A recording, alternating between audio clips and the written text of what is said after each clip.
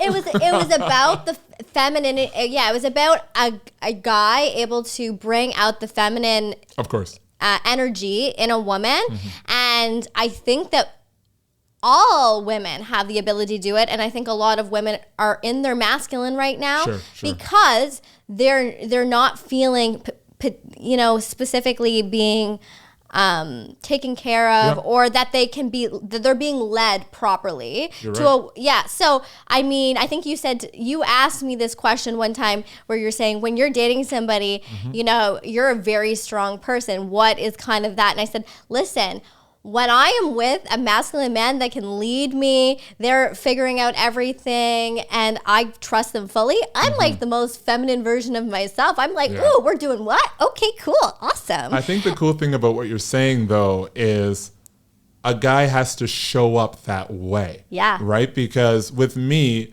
I had the opportunity to go on a date with a woman that was so much better than I deserved going out on a date.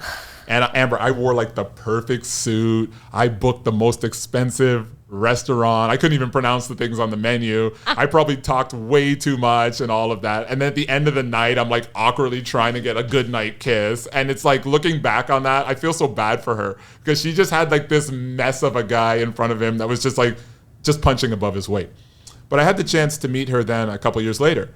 And we actually went out again. I don't know if it was a date, but I was wearing a fitted t-shirt, a pair of jeans. We went to a fun place and we were laughing the whole time and all of that. And at the end of the date, she laid one on me, Amber. I got a little smooch. Ooh. And I was thinking to myself, whoa, hang on.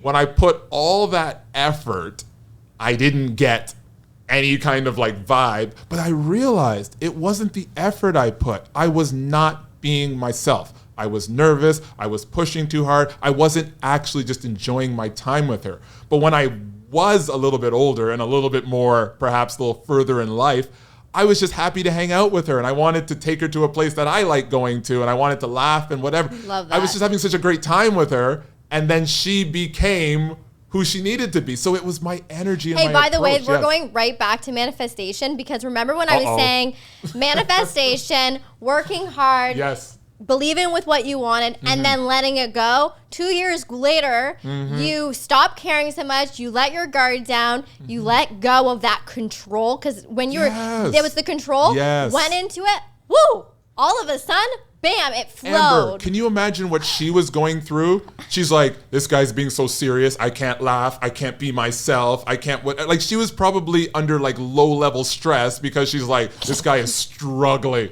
Like, he's struggling to just exist out with me. But then like when we went out the second time, because at that point I was just like, look, I already struck out. All right. I was just like, hey, I had a great date. And she's probably thinking, you had a great date? That was so awkward. But then when I reached it a couple years later, I had I'd lived in the city a bit longer, maybe achieved a few more things in my life. And I was honestly curious about how things were going with her.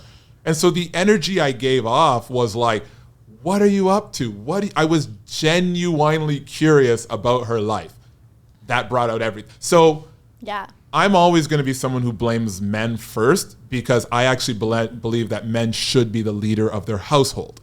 Yeah. So I don't bend on that. I could care less what's popular. I believe, and I saw in my own family, that there were times where I wish my dad would stick up for my mom more with his sisters. I wish that he would be a little bit more unapologetic about making her have the life that she wanted and just not be as focused on his job and his career and his goals, but really, like, I feel like a man's job is to provide and protect for his family, to make all of their dreams come true. And if he has to put himself aside, fine, that's duty. That's being a man to me.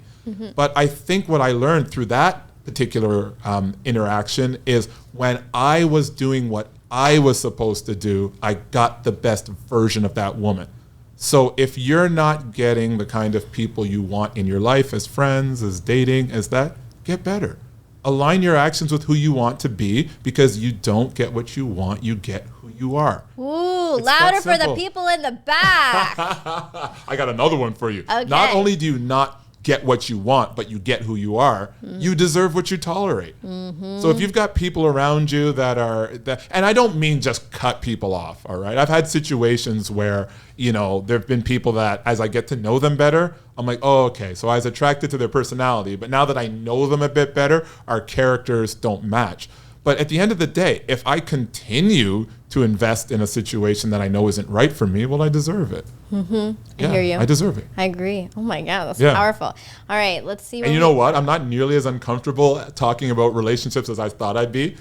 Okay. Amber Walker, you are very disarming. Oh, I'm so glad. But you know what? Yes. The reason why I wanted to bring it up is because you are so business focused, but you and I know that there's such like a loving, charismatic person under the surface, and a lot of people see your business side, but they don't. And they don't see that stuff that I see. I appreciate that, and I think people should know, because you're it makes you actually a better business owner that you care so much about relationships and people. I think it matters. I do care. Yeah, yes. you do. Yeah. So